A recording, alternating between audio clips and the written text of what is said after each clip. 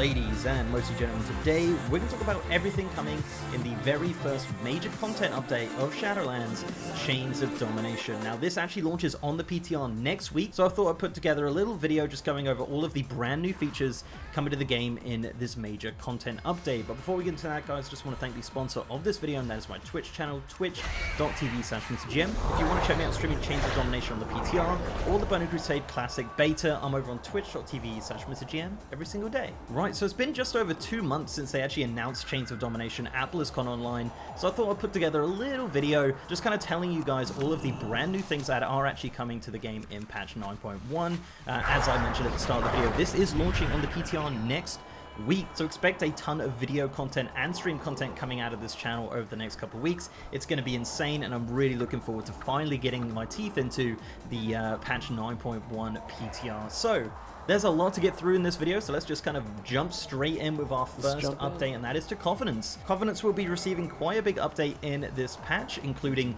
40 new levels of Renown. Yeah, so Renown will be going all the way up to 80 in patch 9.1. Alongside that will be some brand new Covenant campaigns. No doubt also those 40 levels of Renown will also have some rewards attached to those. And of course, the major update to Covenants is the inclusion of flying. Yes, flying will be coming in.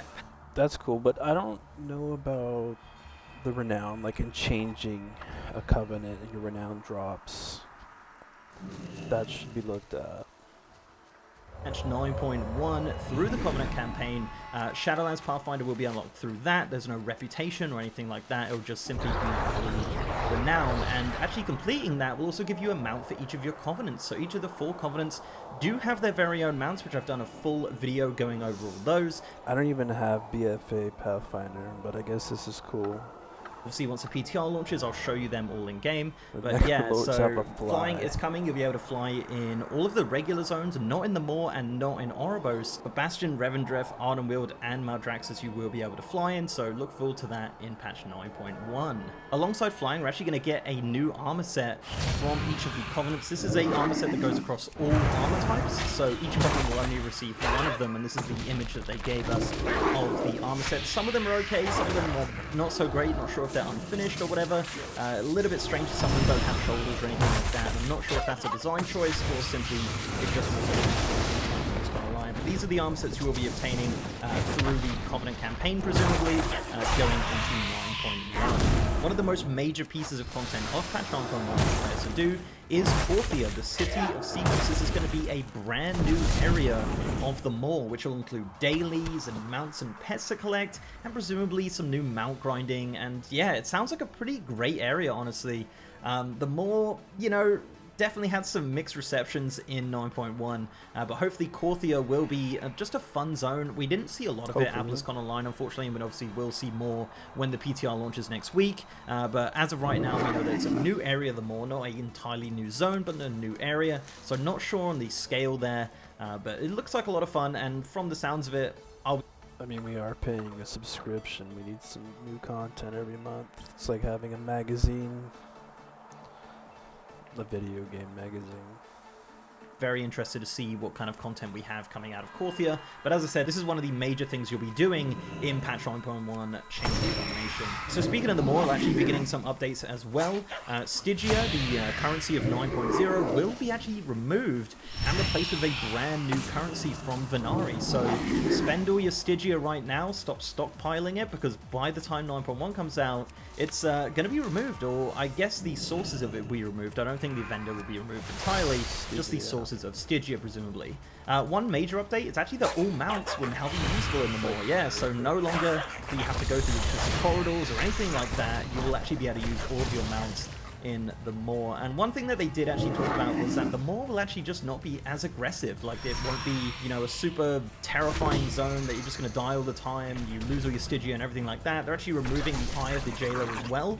So my assumption is that it's just going to be kind of like a normal zone going into 9.1, and you'll be able to complete all of that stuff that you might not have done in 9.0 because of just, you know, how stressful the Maw is, especially with that Eye of the Jailer mechanic, which is going to be removable, I believe, through a quest, which sounds quite good. So the Maw is turning turning into a much more manageable zone in 9.1. So speaking of the Maul and Porthia and everything like that, Torghast, our good friend Torghast, will actually be gaining a ton of new updates in patch 9.1 as well, including new floors, new foes, new traps, and new powers. Yeah, so that's what they announced during the BlizzCon Online panel. They also said that the Terror Grew will now be removed, the Death Counter will now be removed, presumably going to be replaced with some other sort of mechanic, but the Terror Grew, as we know it right now, will actually be removed from this forecast. They also teased new layers and rewards for the Twisted Corridors, but nothing to announce right now, unfortunately. And of course, you know, as I mentioned before, new floors and stuff like that, they will be adding a layer. I think looking forward to seeing what that looks like. If you get any secrets or anything from inside of Torghast online, I hope that this new layer is actually super different from the rest of the layers. I'm looking forward to seeing like just a different for some Torghast in the future.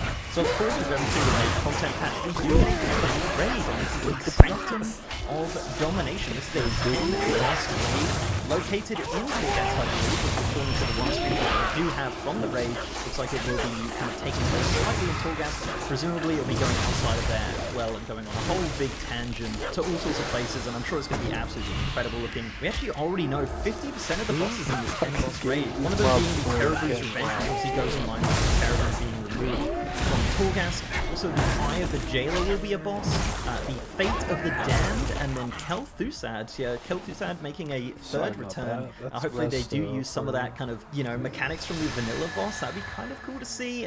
Maybe not phase 1, but maybe some phase 2 stuff in there. That'd be kind of nice to get in there. And of course, the final boss of the Sanctum of Domination will be Sylvanas Windrunner. So that's going to be very, very interesting to see. Looking forward to what kind of boss fight that will actually end up being. And yeah, very, very interesting raid for sure. And I can't wait to see it. They actually did announce that raid testing will be happening a week after the PTR. So in 2 weeks' time, we'll actually be seeing the first insides of the Sanctum of Domination, and of course the 10 bosses that are inside of it. Alongside this 10 boss raid, we'll actually be getting a 8 boss mega dungeon. Yes, the mega dungeon returns. Obviously first saw in Karazhan in 7.1, obviously saw the Mechagon mega dungeon, and now we have Tazavesh, the Veiled Market. This is the mega dungeon of patch 9.1. This is a 8 boss mega dungeon, as I mentioned. Currently going to be Mythic only, with presumably Mythic Plus and Heroic coming in the next couple patches. It looks really cool. We didn't really see too many in-game images of the dungeon, unfortunately. A lot of concept art though, and it does look absolutely amazing. There's also a mount from there which looks like a flying disc, which will be interesting. I'm not the biggest fan of the flying discs,